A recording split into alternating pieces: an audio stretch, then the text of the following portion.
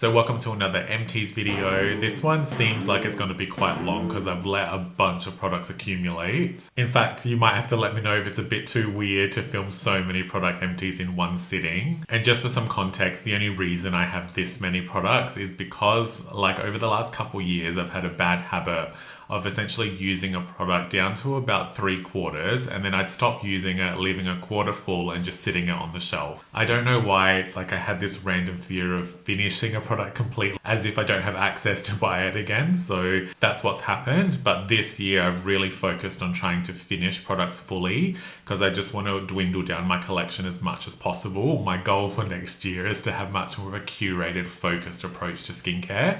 But I, of course, don't want to waste things, so I'm still using what I can. I've never really been like a product minimalist, and I still fully intend on having like a maximalist skincare routine and skincare approach. I think maybe we're all feeling a little bit like there's been a little bit too much of a swell of product releases, a lot of overlap as well. So as I do finish things off, I'm really going to try and focus in on the products that I really love. So as I finish all of these products, I hope that by the end of the year, I just have a little bit more focus. I won't waste too much time on the intro. I feel like I've already been speaking for too long. Please don't forget to like and subscribe. If you've tried any of these products and you have differing opinions, I would of course love to hear from you in the comments. Or if you love them for the same reasons, it's always good to get confirmation. And some of these products were sent to me in PR for review purposes, so I'll ensure that I mark that on screen if I didn't purchase it myself. But none of the products that appear in the video are sponsored or part of any ongoing sponsorship. Starting off with sunscreen, and I have two empties of the Airyday Mineral Mousse SVR 50+. So I think you can see they're pretty empty there. I've discussed this product a million times, so I'm not sure there's much to add. I just really like it because it's a moussey texture that feels a lot like a silicone primer. It is a little bit of a polarizing product. I know some people don't like this texture at all. So I won't sit here and tell you that it's a super universal or super universally applicable product. It is of course also mostly zinc oxide based, so that has inherent limitations. Some people also don't like that it feels a little bit too oily to start, but I feel like that oily feeling dries down quite quickly and it ends up being more of a velvet sort of matte leaning finish.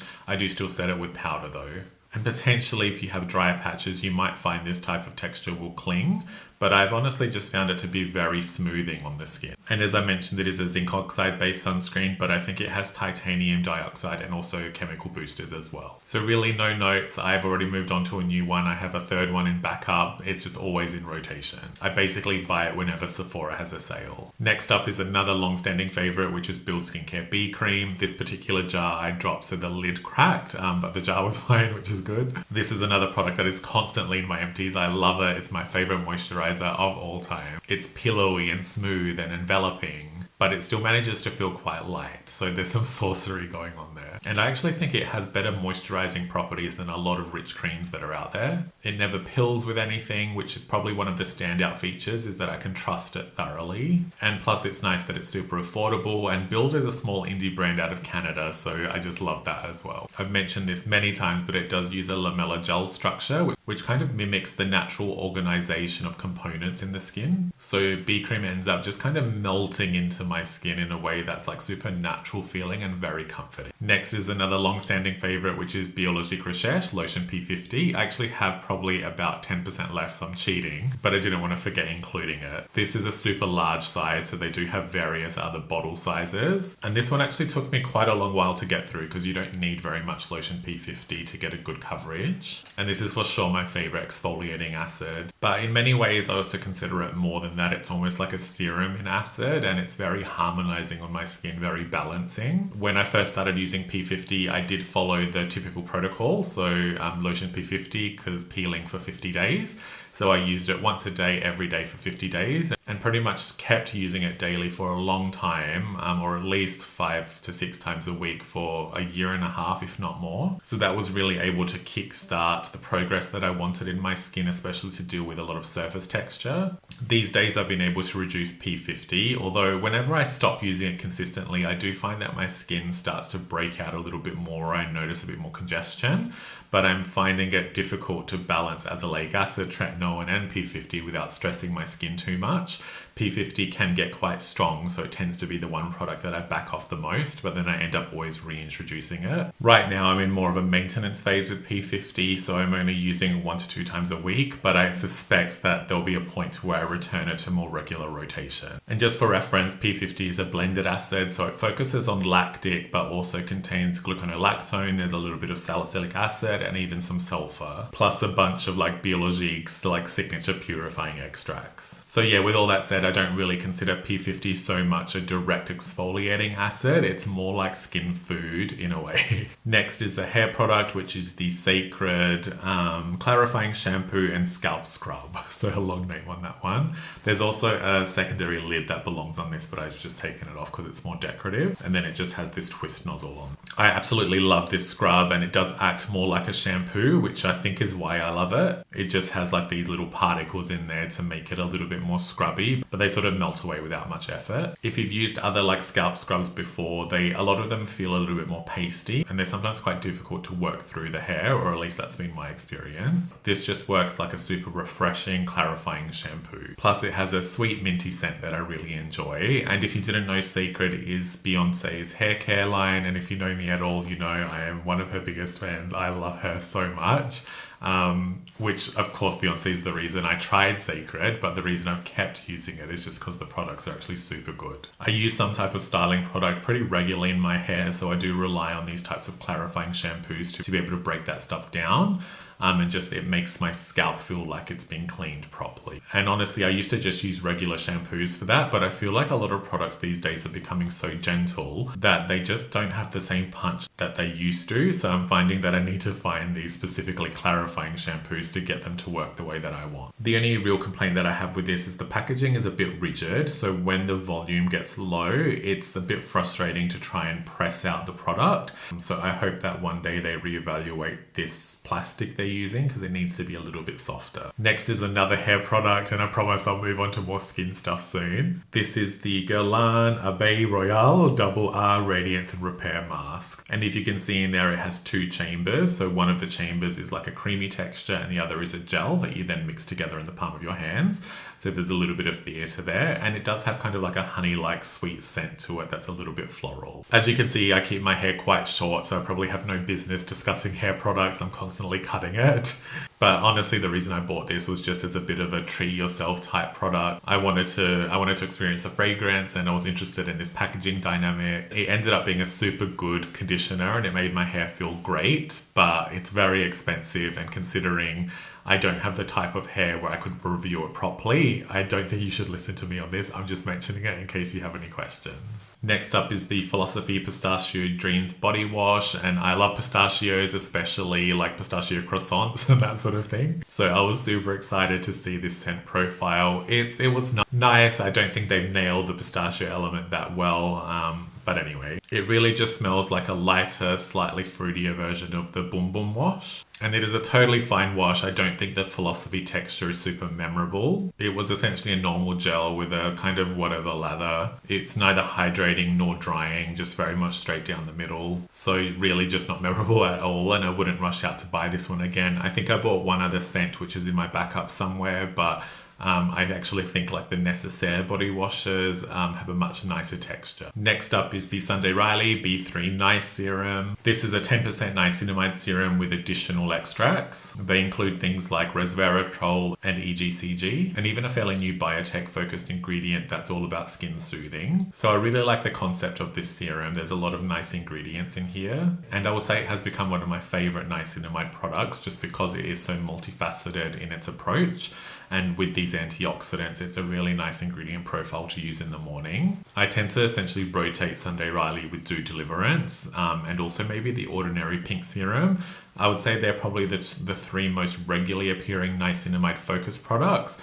But niacinamide also does appear in so many other products in my skincare routine that having a focused one like this is just something I like to use, but maybe at this point isn't necessary. Super Solid Serum though, I can definitely see myself using it again in the future. I actually think I might have a backup that I bought during Space NK sale, so I'll have to check my drawers when I finish filming. The only thing I didn't like about it is that this particular bottle I didn't use as quickly as the first bottle that I've run through, and it started to turn into like a browny kind of muddy color formula. So a little bit concerned about the oxidation potential of what's going on in this formula. Generally, color changes are not a good sign. So I have some concern around the stability of the extracts in here. I wouldn't say that would prevent me from using it again, but it has made me pause slightly because the other times I've had this in Empties, I guess I used the product fairly quickly, so it maintained this kind of purple color to it.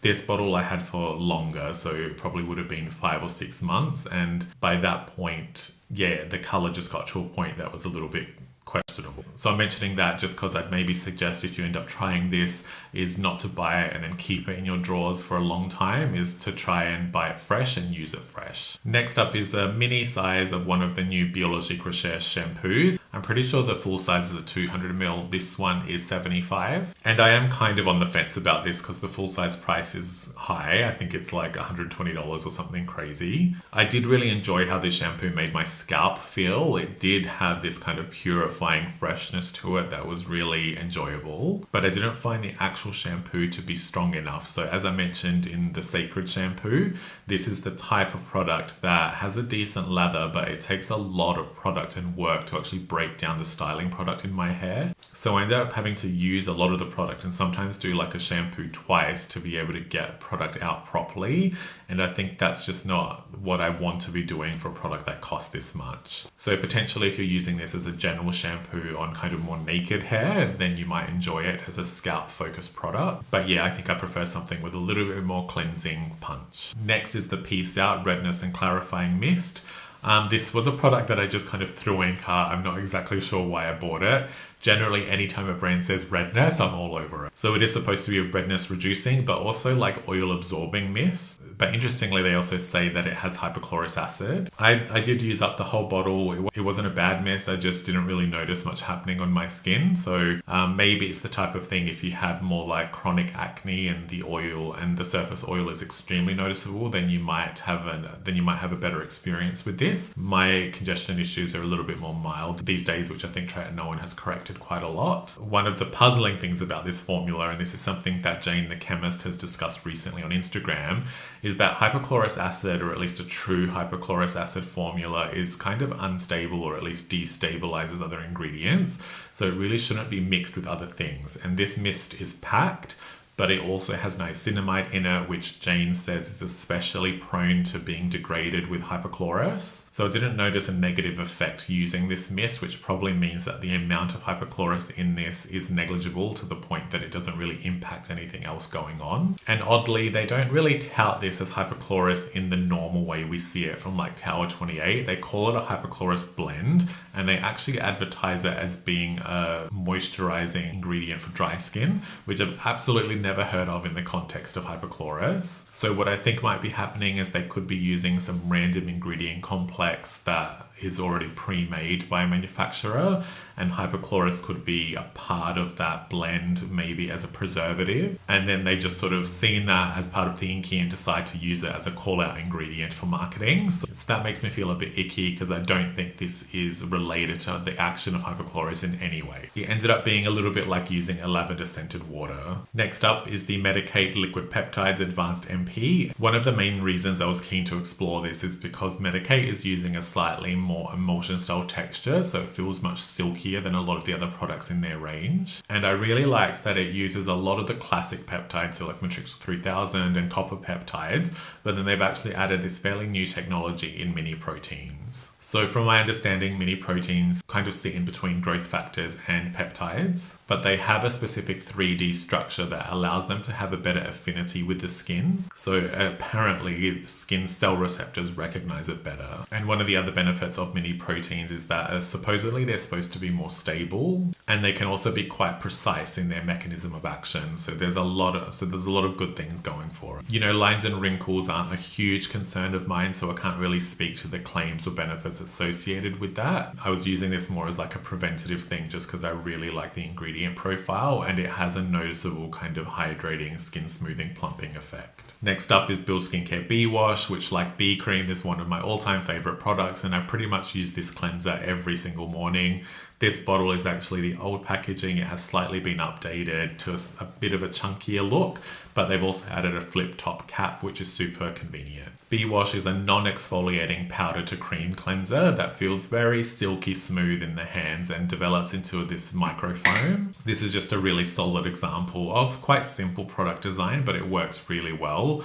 Makes my skin feel clean and refreshed and even softened, but without any noticeable residue. I kind of consider Build overall to be like the white t-shirt and jeans of skincare. It's just the basics done really well and always reliable. Next up is the Allies of Skin Vitamin C and Omega's Cleansing Balm. This is another product that I'm a little bit on the fence about, because some days I was like, I quite like this, and other days I was like, maybe not so much. So there are definitely good points to it. It has a fairly smooth texture that comes out of the tube really nicely. I didn't experience any leakage out of the bottle or anything, out of the tube rather. But then the downside of the tube packaging is that I feel like some product gets stuck in there and I can't really be bothered cutting it open to retrieving it. So I think it's probably a little bit more wastage in a tube format like this than you might experience in a tub. The actual texture feels a little bit more oily than a traditional waxy balm. It emulsifies nicely, it rinses relatively well, not perfectly, but well enough. And the scent is sort of like a decent subtle berry. My main note with this is that I did experience some eye stinging, which some days were worse than others, which is why I kind of liked using it some days and not as much on others. I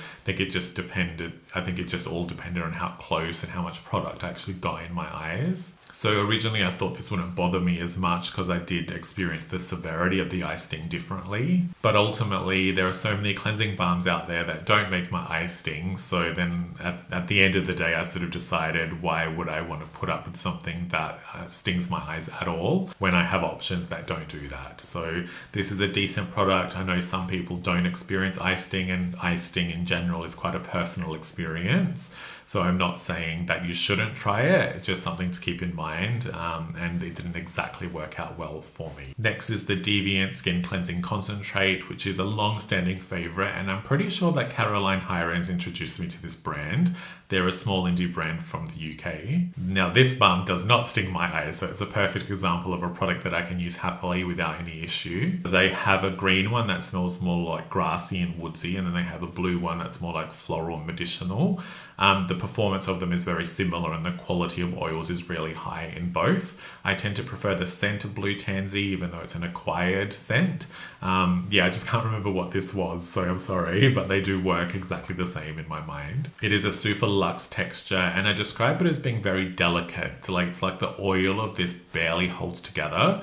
So when you apply it to the skin, it melts instantly, but it effectively emulsifies and also rinses much better than most balms. So really no notes on this. I think super solid. I think it would be cool if they kept bringing out additional scents and fragrances, because the current two they have are quite like natural leaning. So maybe it would be nice to have a slightly sweeter option or something like that. I'm not sure, or even fresher. But I think they've done a really good job with designing this cleansing balm, and it's a super solid product. Next is a mini size of the Biologique Recherche Complexe Iribiol. My French is so bad. This is essentially BR's version of a spot treatment. I can't really say that I noticed much improvement on my pimples when I was using it as a spot treatment. It definitely didn't blow me away as like an overnight product. The Ordinary actually has a new sulfur concentrate that's coming out, and I have an ad for that coming up on Instagram, but I've been using the sulfur product since I think September last year, and that works so well on my pimples. So sadly for BR, I've had that Ordinary product in the background, and I've been comparing them in terms of what reduces redness and like swelling down quicker, and the BR just really wasn't able to compare. This serum does have quite a nice ingredient profile though, like we've got zinc PCA in there and salicylic acid, and kind of the base of it also has alcohol too, so there's a lot of nice things in here to help with breakouts. I'm just not convinced that it's really a spot treatment. I think this serum, maybe if I were using it across larger zones, would be more helpful, or maybe even as a whole face serum, as a true salicylic acid serum rather than a spot treatment. So I was considering buying this again, maybe to try as an overall face serum. It's just that it's $162, so if I didn't really experience much benefit on like localized areas, I'm not sure that I want to spend this much to test it out everywhere else when there are other salicylic products that are much more cost effective. Next is the Cipher Skincare Cloud Melt, and this is a small brand from Australia. Another huge cleanser favorite of mine. And the actual packaging on this is super convenient because it's a little pump bottle, but airless, so all the product comes up. That particular bottle that I just showed you was their previous version of the formula, which had a little bit more of a blue tansy sort of medicinal floral scent to it. And I actually didn't like the scent profile in this as much. It was fine to use, but it was something that might have prevented me from buying it constantly. The formula has since been upgraded. From what I can tell, the texture is the same. It's just they've gone down the road of more of a strawberry seed kind of vanilla leaning scent, so it's much more pleasant and I think more universally appealing. And I've discussed recently, I really enjoy this cleanser because I consider it more of a treatment cleanser, or where I can sort of leave it on the skin for a little bit longer as a bit of an express mask before rinsing. So it contains rinse resistant hyaluronic acid. There's also salicylic acid amongst a lot of other things. So Cipher tends to really stack their products. The texture is a hybrid of a gel and an oil, or I would say it leans a little bit more gel. It just feels really nice on the skin, and I think a really thoughtful cleanser design that is multifunctional in the sense that it's like a treatment as well. Next up is the SK2 Facial Treatment Essence, and this is a limited edition bottle. Normally it's like in a clear frosted glass. This is also a huge bottle, so it took me forever to use up. I've really enjoyed SK2 over the years, and it's the type of product that I don't necessarily use consistently, but I always end up reaching for it. It's just super hydrating and comforting on the skin. And its main calling card, and I find this hard to describe unless you've tried it, but it sort of feels like it's hydrating or like permeating deeper into the skin than a lot of other hydrating products. So you get this kind of hydration from within feeling that's really quite unique. And I have used many of the dupes of SK2 and I don't feel like any of them work in the same way. So SK2 has its own lane with this fermented ingredient, Galactomyces I think it is. So yeah, as much as I enjoy this essence and I've used it on and off for years and years, it's not something that I'm like rushing out to buy again. I don't notice like huge skin benefit from it. It's just sometimes I crave that level of hydration. So I suspect that maybe when I see it on sale, maybe Black Friday or something like that, I'll get another bottle of it just to keep in the background. Next up is it Acre and Acre? Is that how you say it? The 4% Niacinamide Oily Scalp Serum. I'm constantly buying scalp serums. I don't actually think I need them. It's just they've become such a big product category that I have FOMO about not using them. It's such a stupid reason. This scalp serum, the Acre and Acre Niacinamide one, I honestly felt like I noticed no benefit whatsoever. As I've said earlier, I tend to use styling products, so maybe that gets in the way of noticing how much oil my scalp is producing. And I do wash my hair every day. So again, maybe I'm just not the right candidate for this, and maybe it's more designed for people that are using dry shampoo regularly. The way that I used it, just to explain, was I'd wash my hair in the morning, sort of towel dry it, apply the scalp serum, move on with my day. So the whole reason I wanted to use it is just because sometimes I feel like my roots start to get a little bit oily.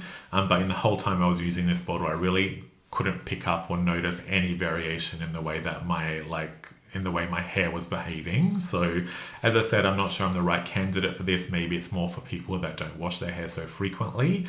But for me, it was a total just no point dud. Next up is Lancer the Method, and this is the polish, specifically the one for normal to combination skin.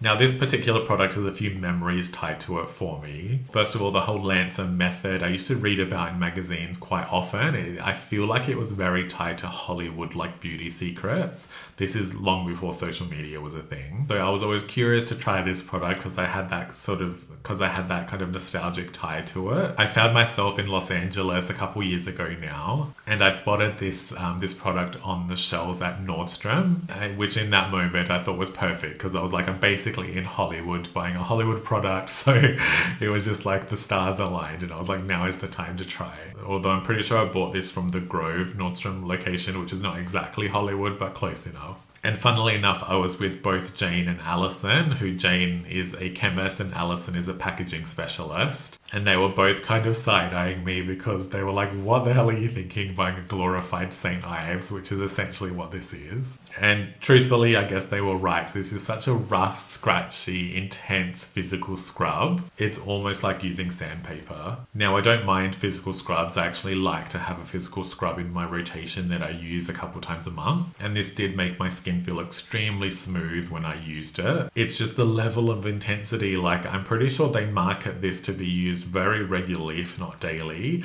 and I can't imagine how that would not absolutely destroy my skin barrier. So when I used this, it was very infrequent because it's just so strong. So as I mentioned, I bought it a couple years ago now, and it took me that long to finish it. In any case, I'm glad I tried it because now I know, but I would absolutely never buy it again.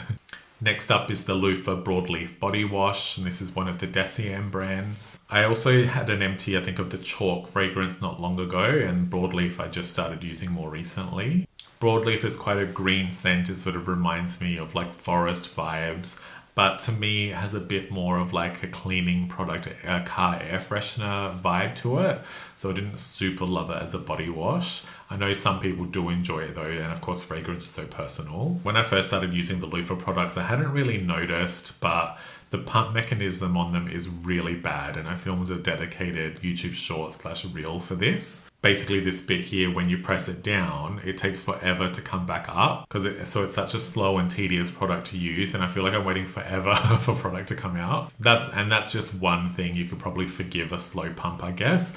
But the actual texture is also quite stringy. I don't find that the resulting lather is very satisfying. As I said, I don't love the scent profile, and Loopha ended up raising their prices. So I think the body wash is now 42 Australian dollars or something. So we're just approaching almost luxury territory with that. And I think that price point with all of these factors just makes it like not really interested in trying. Potentially if they update the formula and release some more interesting scents, I would explore them again. I just don't think it's the type of product that I would use if I were to buy it myself. Next up is the SVR Flash Ampoule, which is a 15% azelaic acid serum. This also contains zinc, salicylic acid and niacinamide, so a super well-rounded kind of congestion battling serum. And it has been one of the best azelaic products that I've used, but because of that ingredient profile, I would say it does target more like acne and that sort of lane of skincare concern. I found it to be very effective, just as effective as Finacea. The only thing is that the texture of this is much more on the creamier side. So I've mentioned in other azelaic videos that one of the reasons I've struggled to integrate azelaic regularly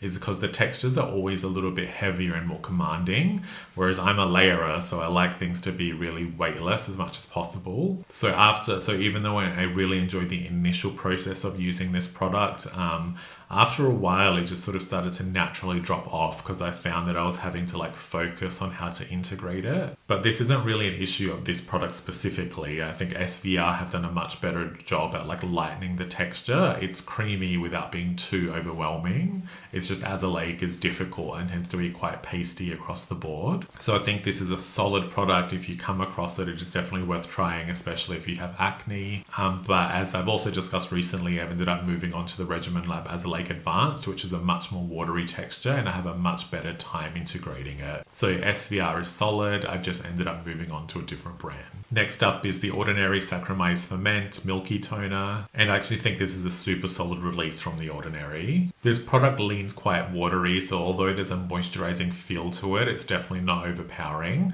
Sometimes I think milky toners run the risk of being too moisturizing, and again, they sort of interfere with the layering approach that I prefer. The price point is also really solid, and I think the ingredient profile is interesting, especially because they're able to deliver a standardized 3% NAG. And NAG is not really like a direct exfoliator, but it encourages the natural exfoliation or desquamation of the skin. So I think this is a super solid release. It's the type of product that I just integrate randomly because I tend to have a few different essences on rotation, and I do have a backup of this, so I plan to move into it pretty soon.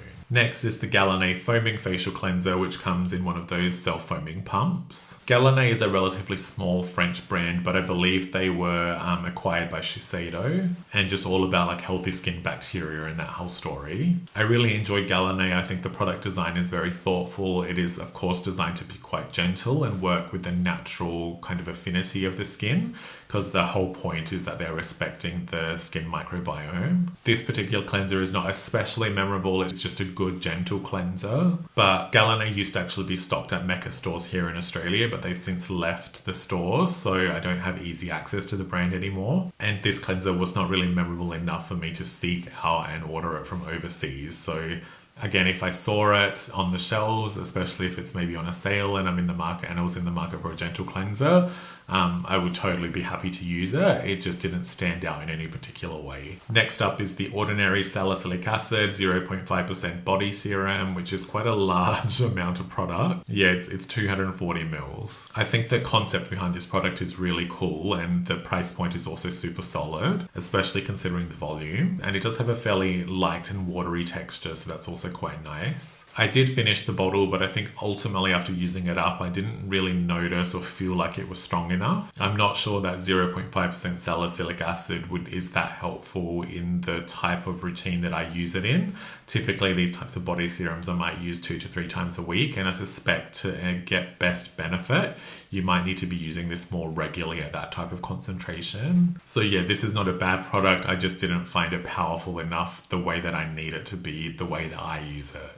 But I think still worth exploring, especially if you want a more gentle product and you're willing to use it more regularly. Next up is the Naturium Niacinamide Serum 12% plus zinc 2%. I really like how some of their bottles are coloured. I wish they did this more often. I actually used to love this product, and when I first tried it, probably towards the end of like 2020, thereabouts, I used to use it regularly. It's just, as I've spoken about in this video, niacinamide has become such a prevalent ingredient and it's in so many things that I really just don't feel like I need a dedicated niacinamide serum anymore. So it's the type of product that I would happily use if I needed it, and I think this one in particular is especially good for oily skin concerns. I just don't really have room or need for it anymore. Potentially, if you're a little bit younger, getting into skincare, are unsure of what serums to use, I think niacinamide is always a good start and a good approach. So if you're looking for a simplified routine, especially if you have congestion, pores, blackheads, blemishes, that sort of thing as a main concern,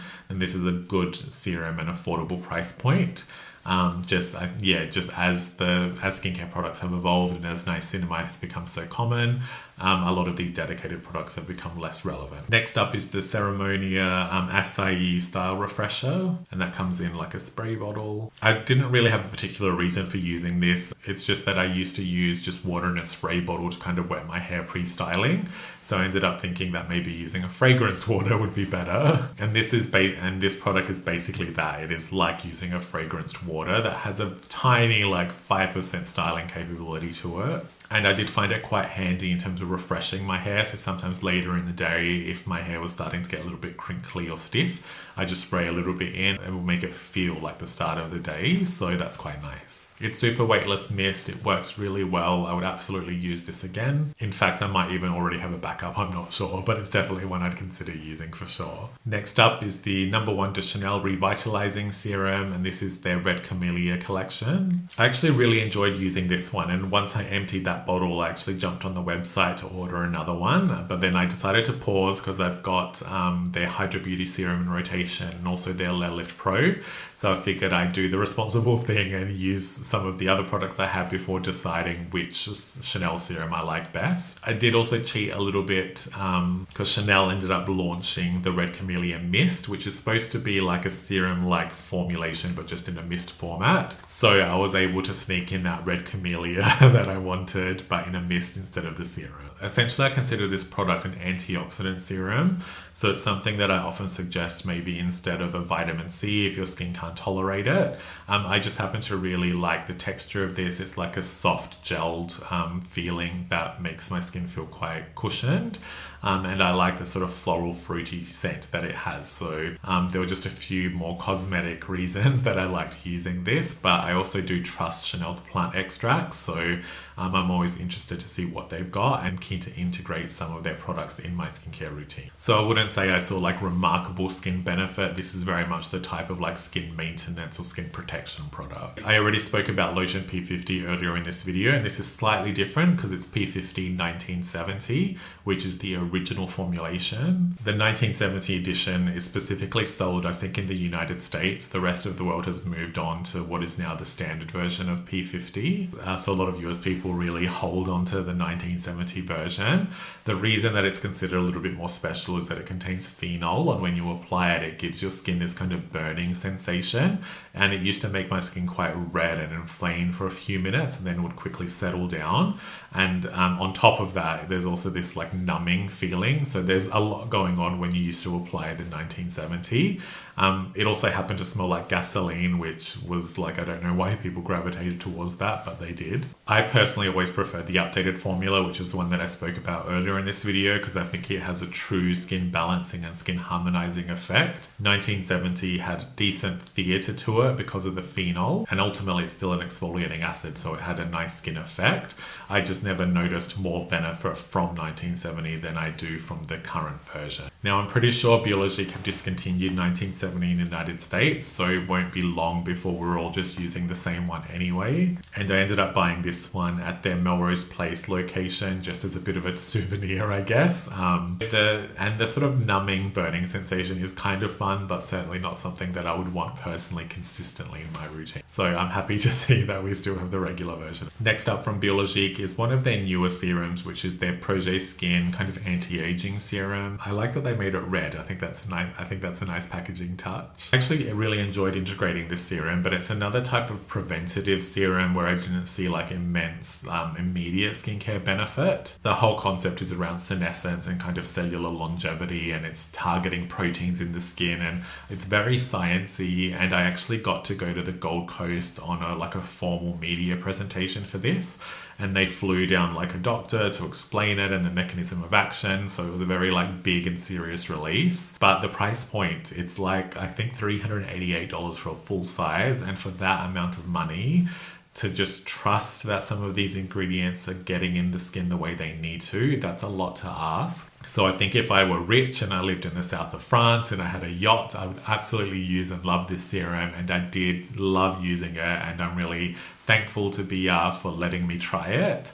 But I just didn't really notice anything in my skin where I would be comfortable spending $388 consistently. So yeah, if you're the type of person that likes investing in skincare and you like novel technology, BR have done a super interesting product design with this. I'm not sure that it's an appropriate product for the regular person. Next up is another mini size from Biologique Recherche, and this is their Amniotique VG. Amniotique VG. They have a few different what they call quintessential serums, and this particular range sort of targets hydration. I've historically used, I think it's called Extrait Tissulaires. I'll throw it up on screen because pronunciation again is tragic. And the Extrait one has actually become one of my favorite hydrating serums. It works so well in terms of balancing hydration in my skin. I decided to try a mini of the Amniotique because from what I understand, it's supposed to be a slightly richer hydrating serum, but I actually think it was maybe a little bit too heavy for me because I feel like it encouraged my skin to look a little bit shiny.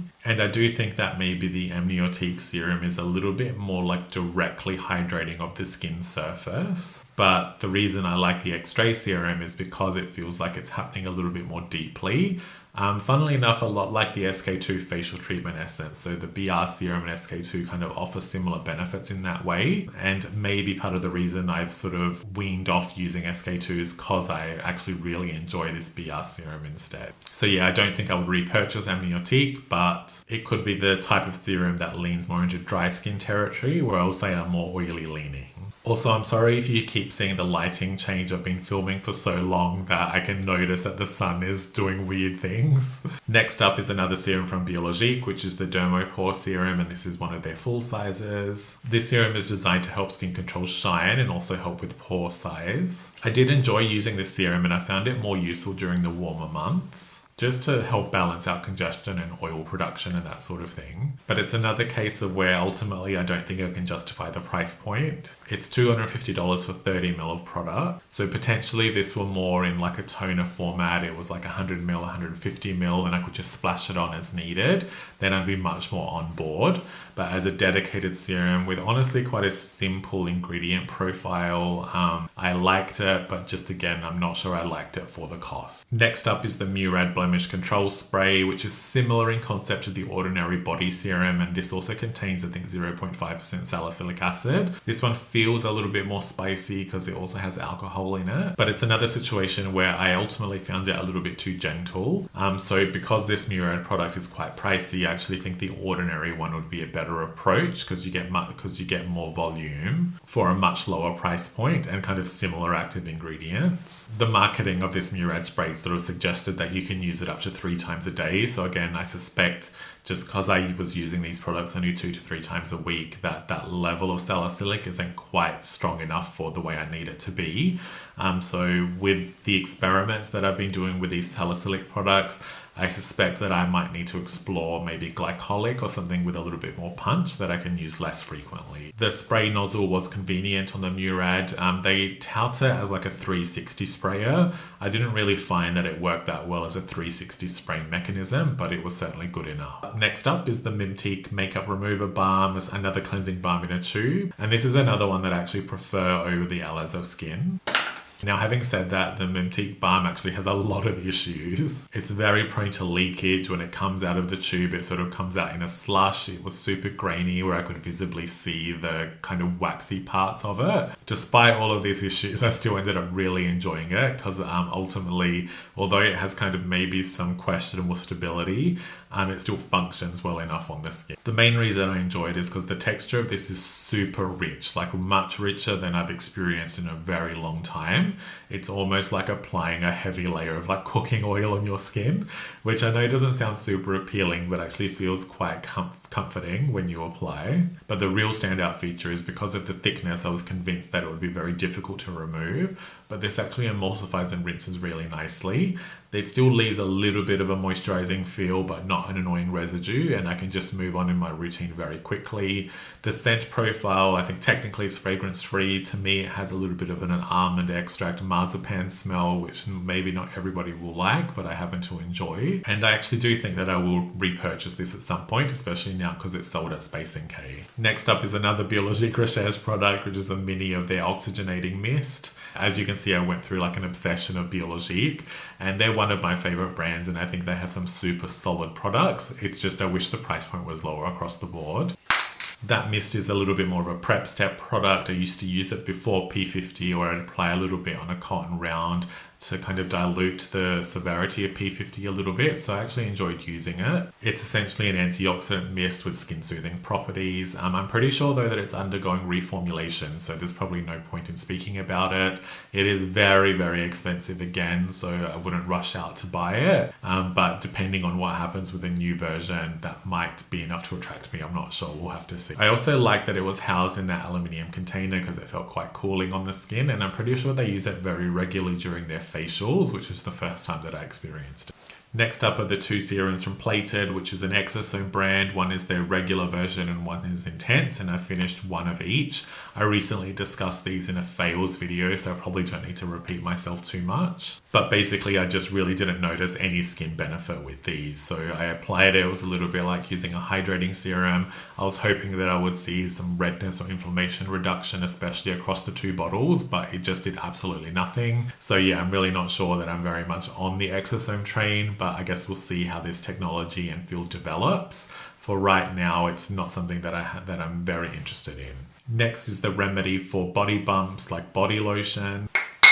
This is a super solid body lotion. It contains 10% urea, 5% lactic acid, and even encapsulated retinol. So they've ticked a lot of boxes for things that I'd love to use on body. It's a really functional and well-designed product. The texture is quite thick and quite buttery, so really moisturizing as well.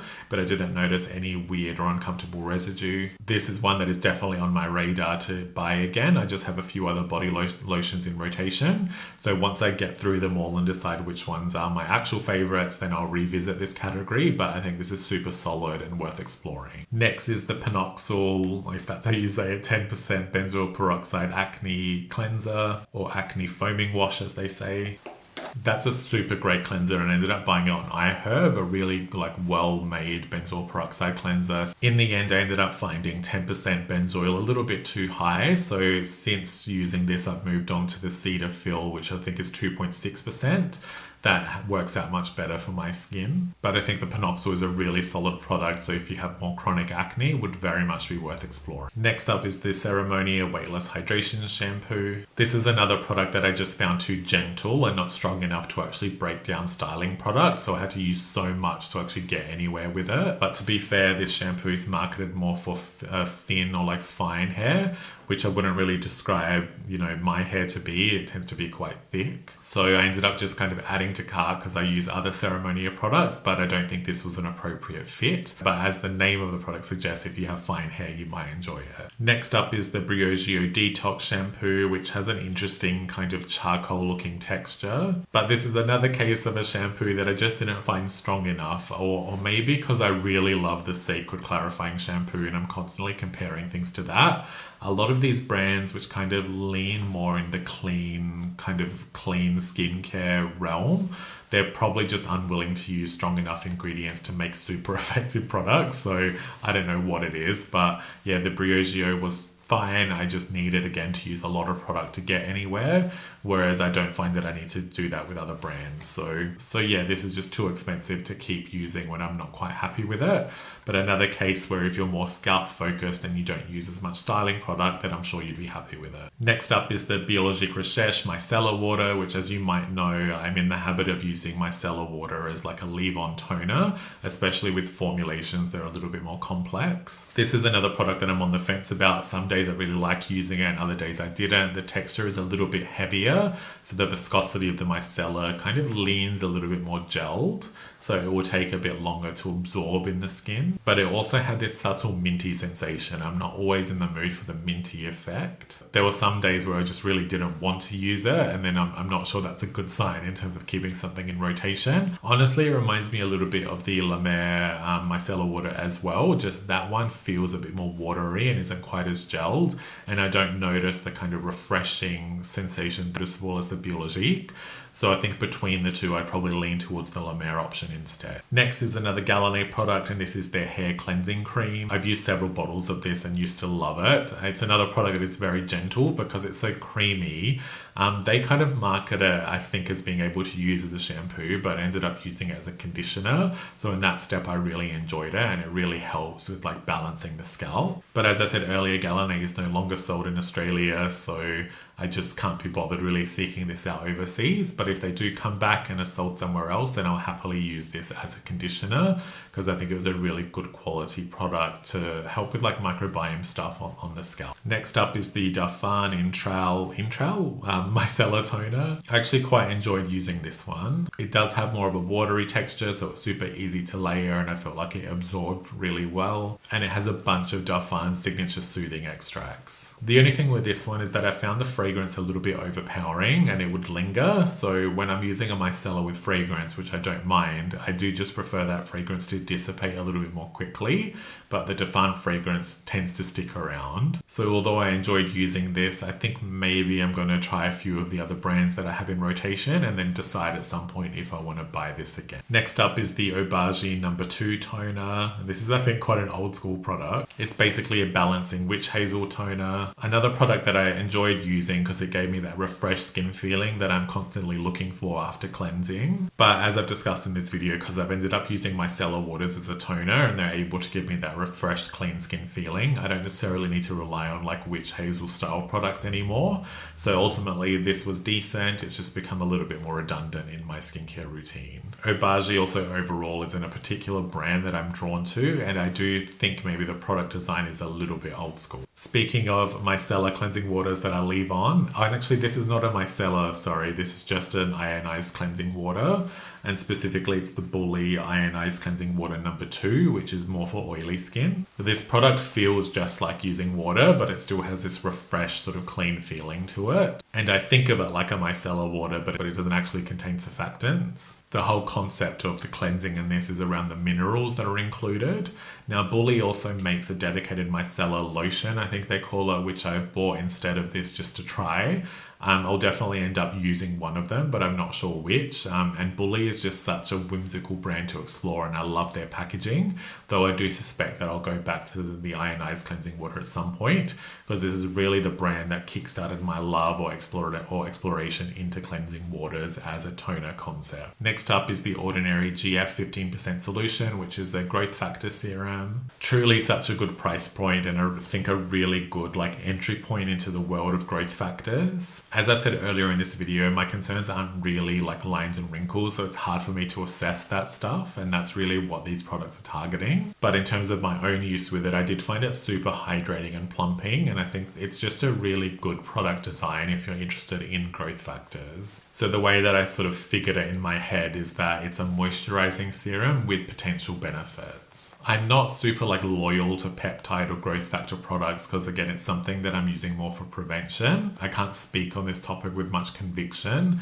A lot of these topics are more so around what is their potential action and what is preserving my skin. So instead of the Ordinary, I've moved on to the Geek and Gorgeous peptide serum to try instead, and that's a little bit more of a creamy texture. I don't believe that has growth factors in it. That's more of a classic peptide serum. And in addition to that, I'm also really enjoying the sweet chemistry products. So I've just always got some level of peptides going on. And I would say probably my preference is peptides over growth factors, but I'm not 100% convinced either way, and it's something that I'm going to continue exploring. Next is another product from Build, which is Bee Gel, and this normally comes with a pump, but I dropped this bottle so it broke, sadly. And Bee Gel is something that is constantly in my routine. I sort of consider it a pre-serum. I'm very regularly using it straight after showering. I kind of use it as an essence or toner.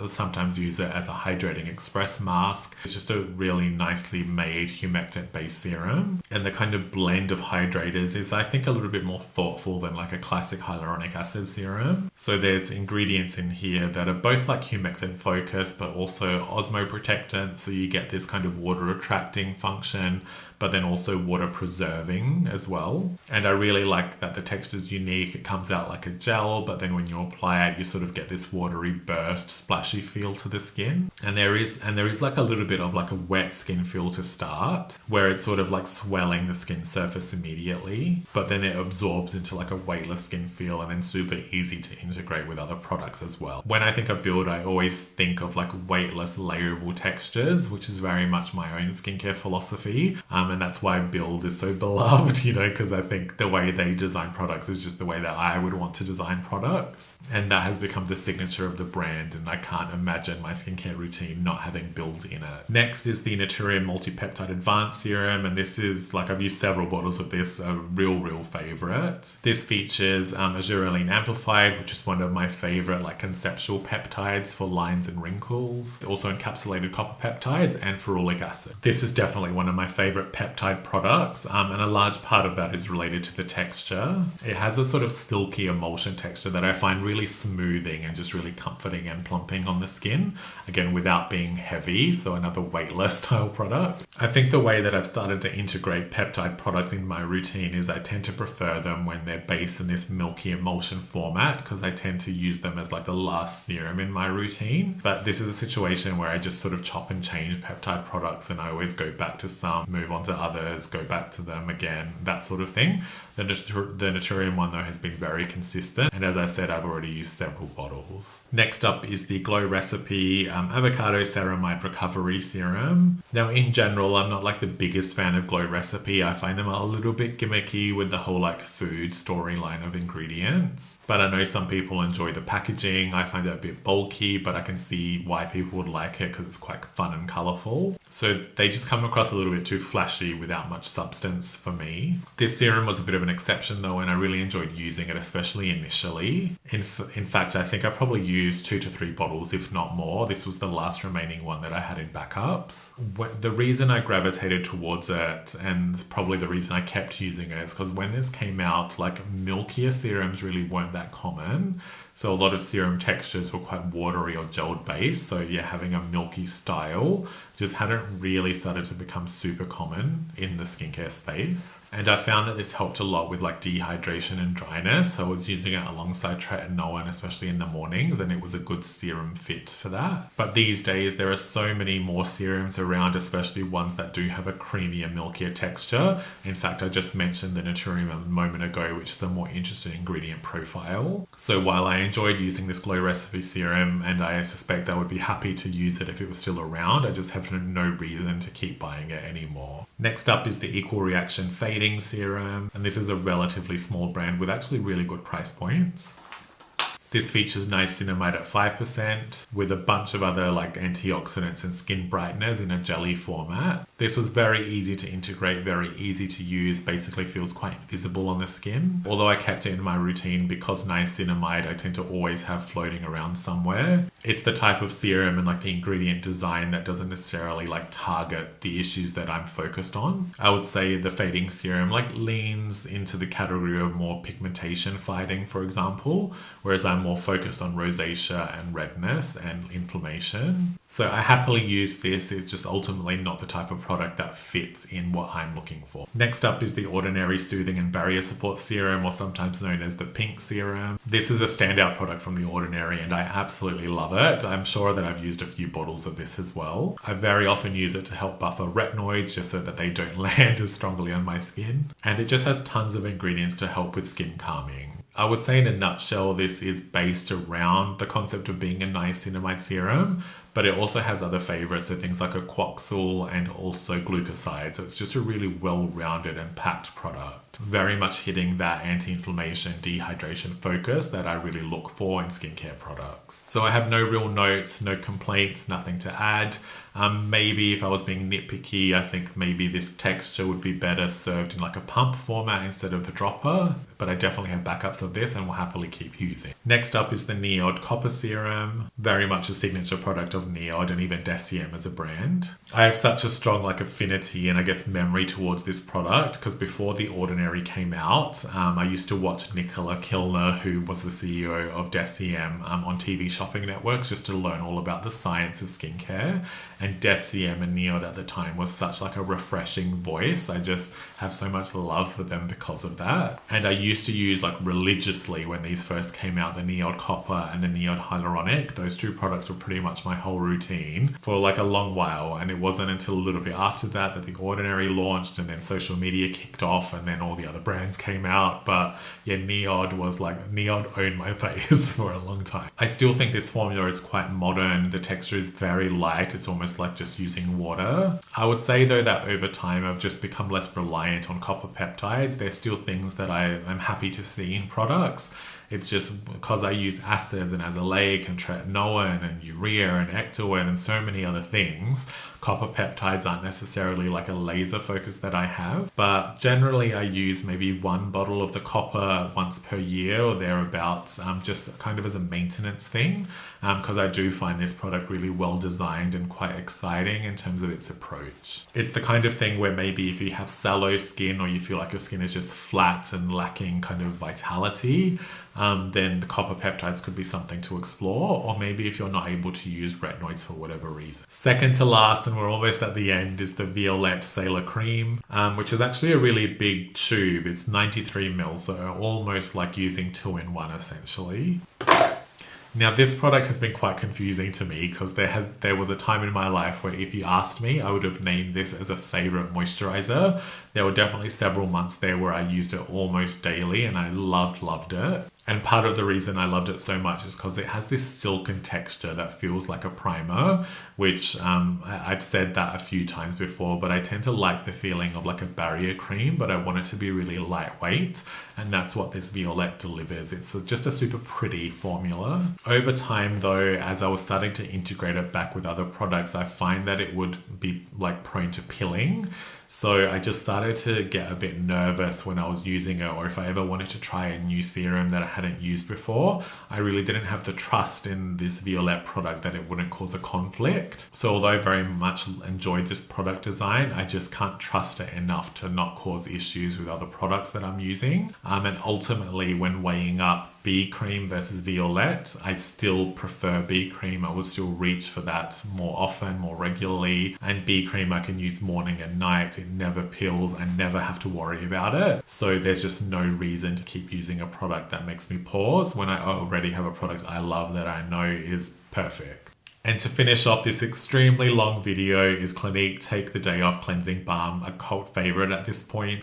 This is just a super solid product release, very reliable from Clinique. It is a waxy leaning balm, but I think they've done a good job at maintaining the creaminess, so it still feels quite pleasant without being too superficial. And I think it emulsifies and rinses really nicely. Honestly, this is another product with no notes. I don't think there's much they can do to improve it. And I can for sure see myself buying this again at some point. It's just the type of reliable product that is good to have in rotation. Right now I'm using a few K-Beauty balms. So I've got the Grinding Balm, the Dr. Althea, I think it is, and also one of the Clean at Zero balms, and they both kind of remind me of this Clinique texture, so I have no reason to kind of rush out and buy the Clinique again right now. This is a trustworthy, cult, stable product for a reason, and I can definitely see myself getting it at some point again. Well, we finally reached the end of the video. I am so sorry for making you sit through this like monumentously long video.